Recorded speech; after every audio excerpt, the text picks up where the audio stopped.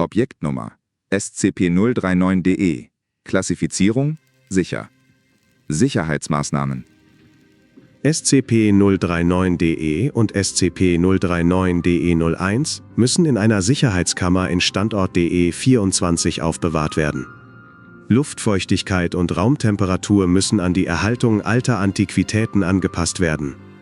SCP-039-DE muss in seiner luftdichten Schutzhülle gelagert werden und darf nur zur Zeit der Verwendung mit SCP-039-DE01 ausgepackt werden. Alle Forscher, die Experimente mit SCP-039-DE durchführen wollen, müssen den Antrag VAO 903 komplett ausgefüllt bei Professor Hellmann einreichen. Die Begründung ist anzugeben, wobei persönliche Gründe für ein Experiment seit Vorfall 03902 zurzeit abgelehnt werden.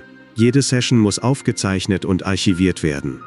Forscher, welche SCP-039-DE verwenden, müssen sich zuvor einem psychologischen Test bei Professor Hellmann unterziehen.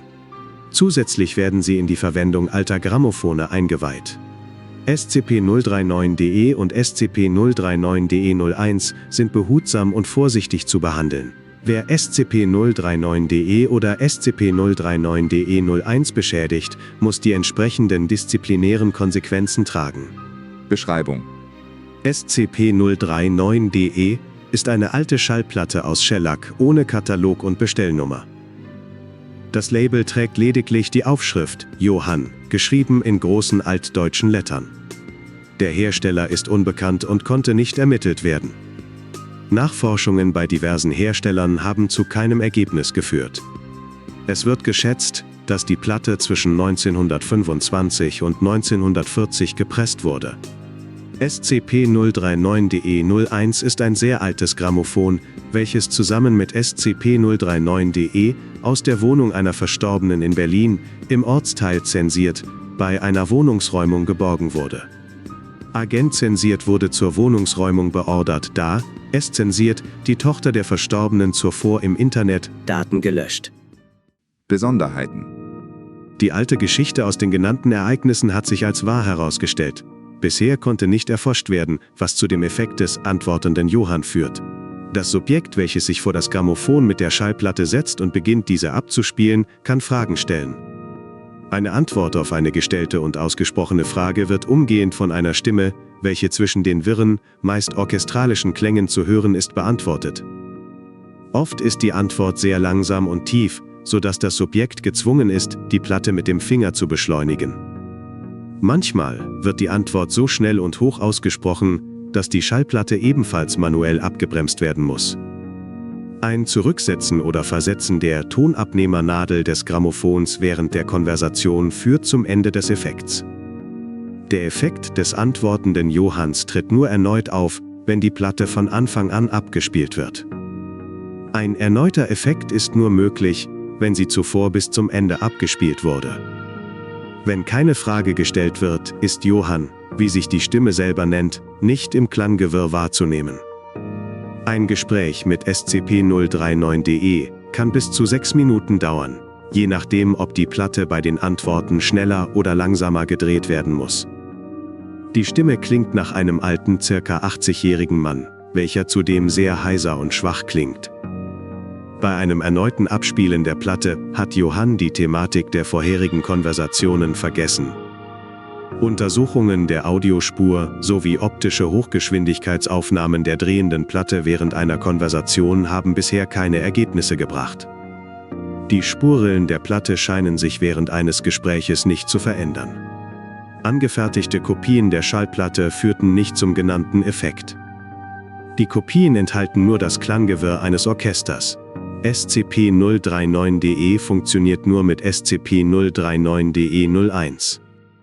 Dokument: SCP-039-DE File A7. Interview mit SCP-039-DE Johann. Aufsicht: Prof. Hellmann. Befrager: Dr. Elsass. Ziel des Experiments: Wer, was, wo ist Johann? Dr. Elsass. Ich lege nun die Platte auf das Grammophon und bediene die Kurbel. Nun setze ich die Nadel an den Rand der Platte und starte die Rotation. Rauschen ist zu hören, dann ein paar Streicher, Geigen und ein Cello. Nach 16 Sekunden folgen weitere Instrumente, welche nicht gemeinsam spielen. Professor Hellmann. Das ist normal. Das fängt immer so an. Wie ein unkontrolliertes Orchester ohne Notenblätter oder Dirigent. Beginnen Sie jetzt, Dr. Elsass. Hallo? Können Sie mich hören? Die wirren Klänge werden etwas lauter. Sprechen Sie ihn am besten mit Namen an. Johann? Können Sie mich hören? Eine dunkle und langsame Stimme ist zwischen dem Klanggewirr zu vernehmen. Schnell, Elsass. Beschleunigen Sie die Platte. Die Musik klingt höher und schneller. Die Stimme wird verständlicher. Sie kennenzulernen. Wie heißen Sie? Ich heiße Elsass. Haben Sie einen Nachnamen? Eine sehr hohe und schnelle Antwort folgt. Dr. Elsass konnte die Rotation nicht schnell genug abbremsen. Ich habe Sie nicht verstanden, Johann. Nennen Sie mir Ihren Nachnamen. Eine wild trommelnde Pauke ist zu hören. Antwort unverständlich. Geht unter. Egal. Weiter. Wie alt sind Sie, lieber Johann? Keine Rolle, junger Mann, wenn. Ähnlich. Sie wüssten, wie lange ich schon. Rest ist unverständlich. Elsass. Faseln Sie nicht rum. Stellen Sie Ihre vorbereiteten Fragen. Johann, wie kommt Ihre Stimme auf diese Schall? Elsass wird unterbrochen. Wer ist diese große, dunkle Gestalt? Das ist mein Kollege Professor Hellmann. Er führt die? Elsass wird unterbrochen. Ich weiß. Ich meine aber die sehe dunkle Göster Hall. Dr. Elsass beschleunigt die Platte. Die so bedrohlich ähnlich brummt und knurrt, summt. Wen meinen Sie denn, Johann? Wir sind nur zu zweit? Habe Angst davor, bitte. Sie raus. Dr. Elsass reduziert die Geschwindigkeit. Johann, wo sind Sie gerade? Bin hier. Diese ganzen Geräte. Bald ich hier raus? Johann, können Sie uns sehen? Ich kann. Ähnlich nichts sehen. Ein leidendes Stöhnen ist zu hören, begleitet von dem faden Klang einer Oboe. Johann, geht es Ihnen gut? Langsame Antwort. Elsass beschleunigt die Rotation, Orchesterrasseln sind zu hören. Soll aufhören, bitte. Sagen Sie ihm. Ähnlich, er soll aufhören. Wer? Von wem reden Sie? Johann, wer ist da bei Ihnen? Ähnlich, der die Maschine bedient. Das Orchester wird kurz laut und endet mit einem Paukenschlag. Schallplatte hat das Ende erreicht. Anmerkung von Professor Hellmann. Beim erneuten Abspielen war Johann scheinbar nicht anwesend. Jedoch war die Oboe beim Abspielen mit normaler Geschwindigkeit nicht zu hören. Wir werden ein paar Tage abwarten. Dokument SCP-039-DE File A8. Interview mit SCP-039-DE Johann. Aufsicht Prof. Hellmann.